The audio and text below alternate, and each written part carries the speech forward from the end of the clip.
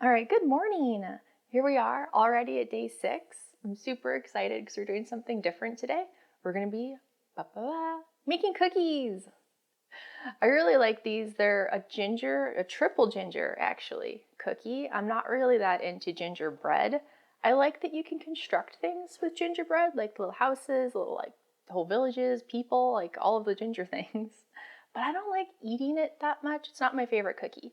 So we're going to be making a triple ginger cookie with 3 types: powdered, fresh, and little like candied ginger chopped up. They're really good. Ginger's nice for settling your stomach. So if you've had like a big holiday meal, the cookies, they help settle your stomach. So you should have a couple cookies. It's totally justifiable. At least kind of in my head, that's what happens. And they're also good with coffee. So you can always start your day with them. All right, before I get too crazy thinking about the cookies we're going to make, let's do some advent calendars. Let's go into it. We've got day 6 for the Dr. Barbara Sturm and Netta Porter calendar.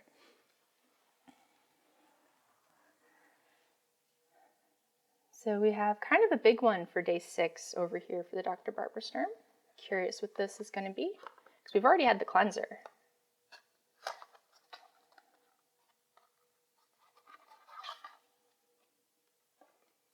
Oh, super anti-aging hand cream. That's nice. I mean, this time of year, it's always nice to have a little extra hand cream, especially if you're living in a climate where it's like super cold and you have to like scrape off your car or you're doing things outside. It can just get a little rough on the poor hands. So nice. I can't wait to try this. I have not tried that from this brand. And then day 6 over here, we have a medium-sized drawer. It's really tangled in there. Ooh. All right, so we have some pretty serious looking tweezers. I like the ones that are angled like this and super sharp. I don't know. It says London, but it looks like there's bees on there. BB London. Nice. I only have one good pair of tweezers, so it's nice to have a backup. Sometimes I get nervous, like I'm going to forget them somewhere, so like I won't bring them traveling. But now that I have 2, we'll see. I think I can be a little more adventurous and actually take tweezers with me places. All right, let me get cleaned up a little bit, myself personally and my kitchen. It should be fun. We just have to like tidy up a little bit. That's always the worst part when you go to cook something, especially if you're baking like a bunch of cookies or a big batch of something, is it's nice to just have a clean slate. So you'd like clean your kitchen, mess up your kitchen, and then you have to clean your kitchen again. But it'll all be worth it, and we'll have a little fun, do something different, and I'll see you guys in a few minutes. Or I guess it'll be seconds for you, but it'll be a little while for me. Bye. Hi everyone, welcome to my kitchen. I know this is definitely an unusual place to find me, at least within these videos. Not in life, we all have to eat, but normally, we're in the studio, we're talking makeup, skincare, so through the magic of Vlogmas, we get to hang out and do something different. It's one of the things I love about Vlogmas is the opportunity to switch it up, do something new, get to know you guys in a little different sort of way. We're going to be making some triple ginger cookies. The oven is all ready for us, preheated. We're going to be making one of my favorite holiday cookies. Favorite because it's pretty easy to make and it involves ginger, molasses, but not quite gingerbread cookies. There's something about gingerbread cookies that is just not my favorite. They're great for construction, like, building the houses, building things. But here we've got like just these little round, super crisp, crunchy little ginger cookies with some surprises from the little ginger nuggets inside. All right, so I will link the recipe down below. I can't take credit for inventing this, but I always like to take credit when people are eating it. I'm like, I produced these, so that counts for something, right? We're gonna get started by whipping the shortening. I just had Crisco because that's what I was able to find easily, and some sugar together. So we'll mix that all up. It's gonna be a little loud, so enjoy a little fast action and some Christmas music.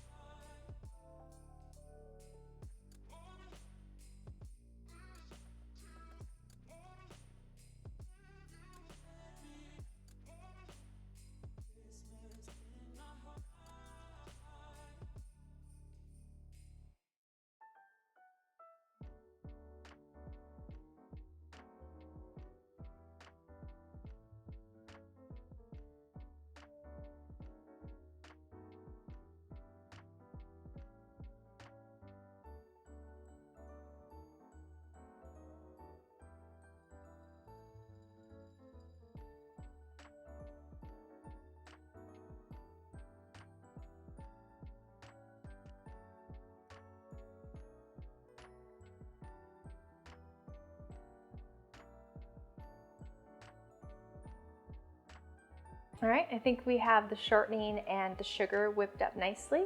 I know it's always tempting to think, oh, cookies, shouldn't you be using butter? But in order to get like the right crispy sort of texture with these, you really do have to use the shortening. Otherwise it gets a little like, they just get kind of weird and it's not quite the same cookie. You don't necessarily have to use Crisco, but that's what I found. So that's what we're going with. All right, let's see. I also am excited because I never have everything laid out for myself. I'm usually like, while this is whipping up, I'm running around getting together like the next things. I'm like looking at the phone. I'm like, what do I need? But we have a lovely spread. I have everything ready to go. Kind of like this. Might start doing it more in the future. We'll see. I don't know. Does anyone else do that? Do you actually like lay everything out ahead of time?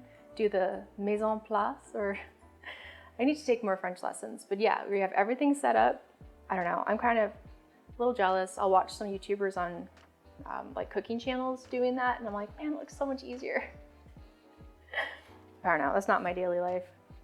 So next, let's see, whisk first 5 ingredients.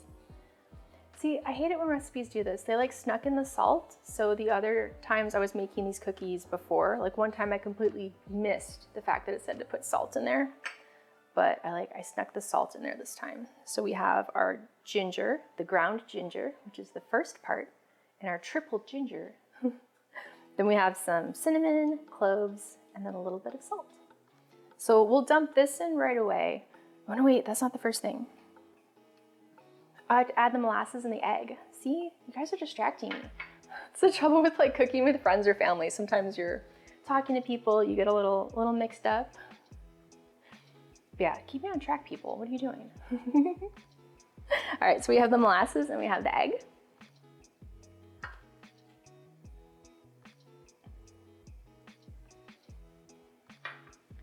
This to get all the molasses out.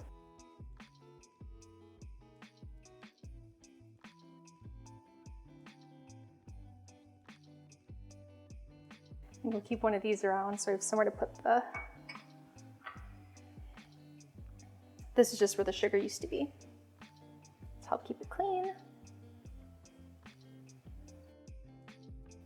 Actually, let's just grab one of the spoon rests from by the stove. I'll BRB. All right.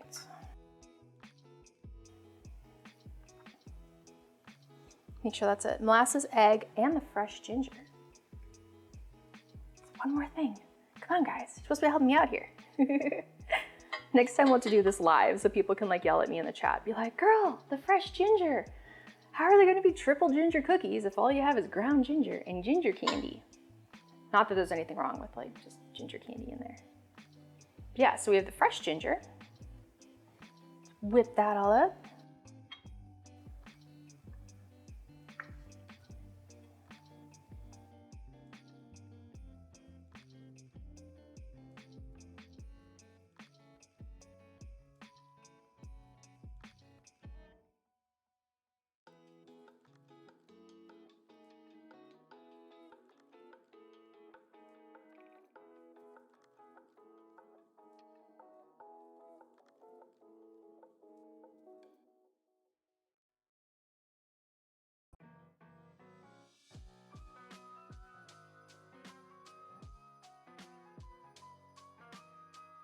Oh man, now I just smell like ginger and molasses. It smells so good. All right, we scraped down the sides. We whipped up our wet ingredients.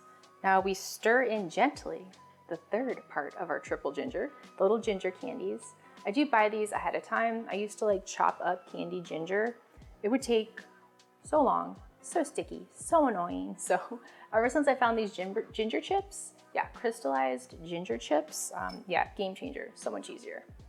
Sometimes I pull out the big chunks just to make sure you don't have like weird giant chunks in the cookies, but this time I'm like, we're gonna leave them in and have some little ginger surprises. So we'll gently stir these in.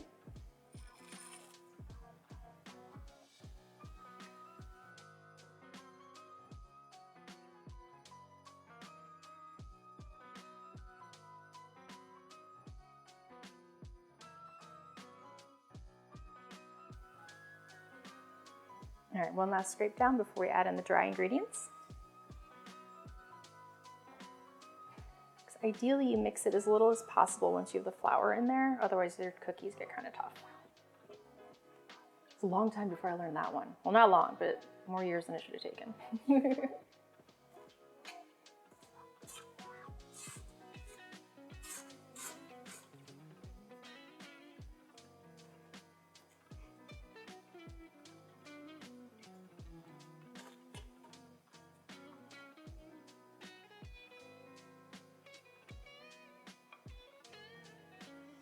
All right, dry ingredient time, and a little bit of baking soda too.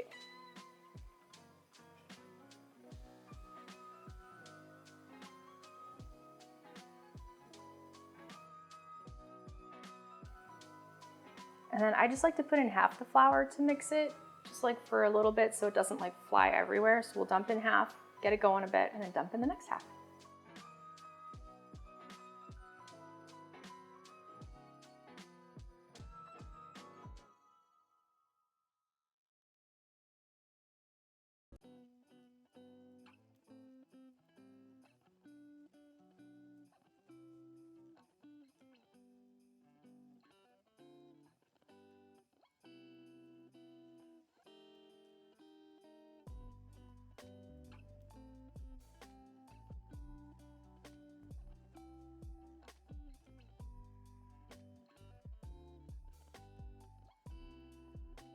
Okay, looks like we're all mixed up, so it's time to roll the cookies into little dough balls.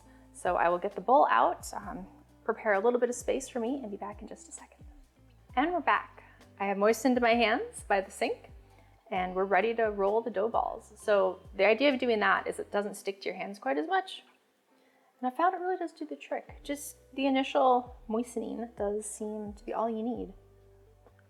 So you grab a little bit of the dough, and then you want to roll it into, you're supposed to take a teaspoon, I think. Yeah, 1 teaspoonful of dough into a little round. Roll it in the sugar. I have some demerara sugar here. I find that works better than like normal sugar because you want it to be visible once the cookie's finished.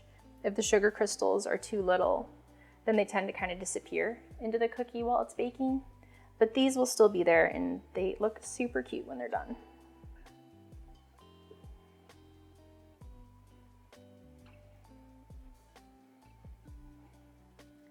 So this is always the fun part when making cookies becomes like a family thing where you're doing the more boring items. You can just sort of sit around, chit chat, hang out with people, either doing stuff like this, like the cutting out or the decorating.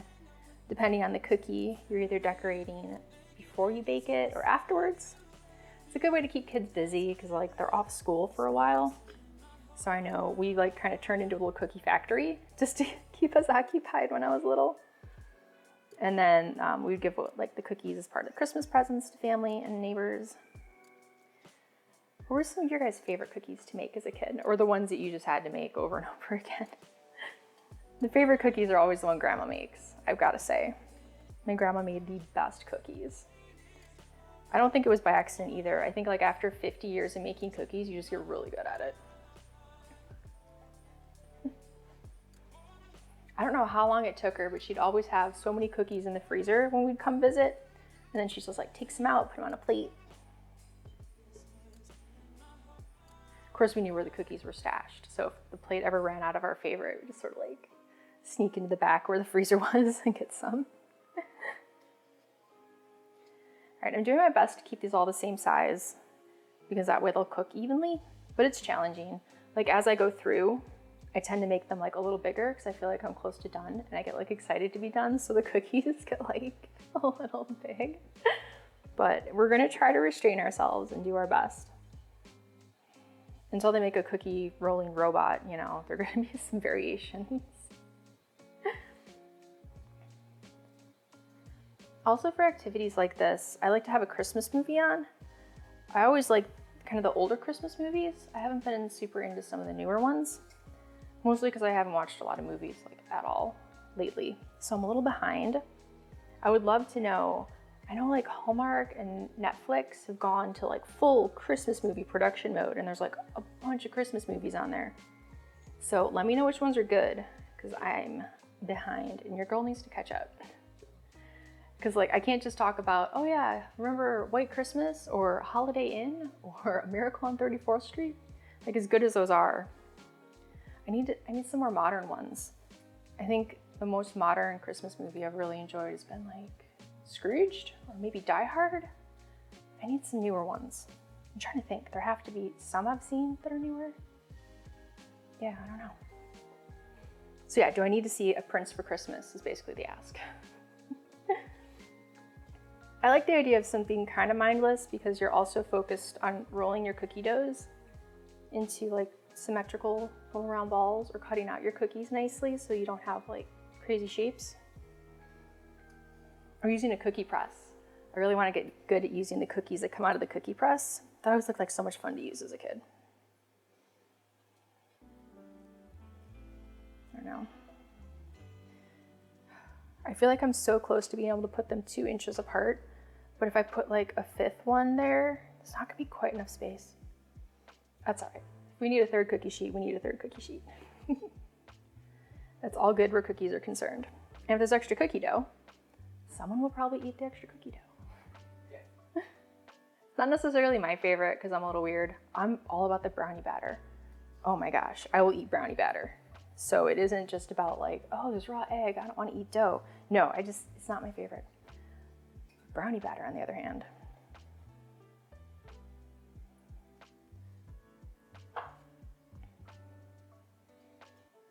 All right, well, I might swing into full production mode because we've got a lot of these to make. I'll check in a little bit, but for you guys, it'll just be like a second of watching me roll up little, little dough balls for the triple ginger.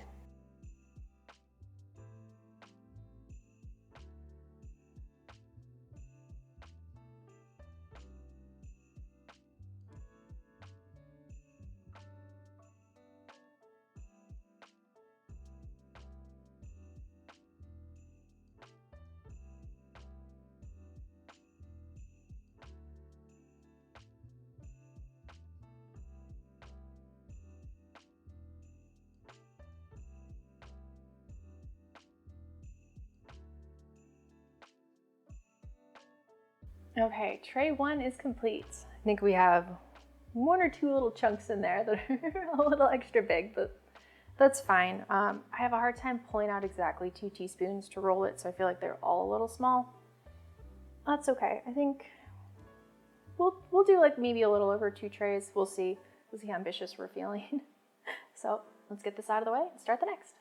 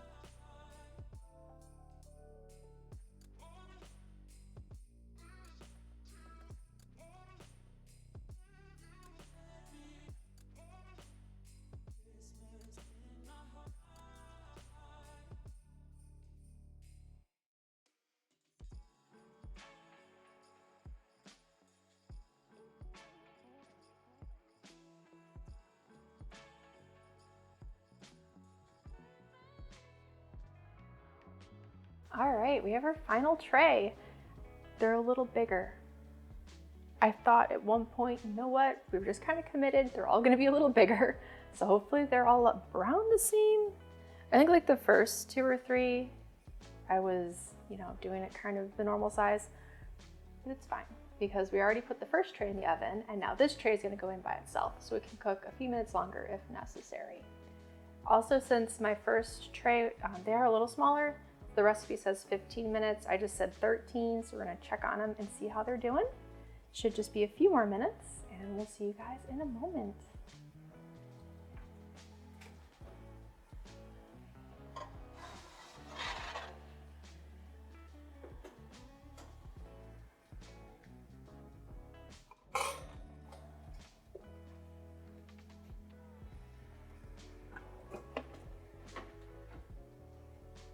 All right, I think the first batch turned out pretty well. I love how they have that like sort of crackly appearance and you can still see the sugar. Excellent, so we'll have to give them a moment to cool. We'll have to get the next batch into the oven in a minute, but hey man, we've got some cookies to start with. We can have some while we wait. Well, okay, they're a little hot. Give them a moment. This is the worst part, is you smell the cookies. You can't quite have the cookies yet. It's so tempting though. Okay, we've got our lovely cookies. The bigger cookies turned out okay. They don't look that much different than the other cookies, and they don't seem to have burned. They don't smell burned. I was not alerted to the fact that the cookies were done by the smoke detector, so that's always a win. But yeah, we've got like a few little big, few small, but they don't seem burned. We're good. Some of these are ready to eat. So thank you guys for joining me and hanging out, and we'll see you tomorrow on Vlogmas. Thanks.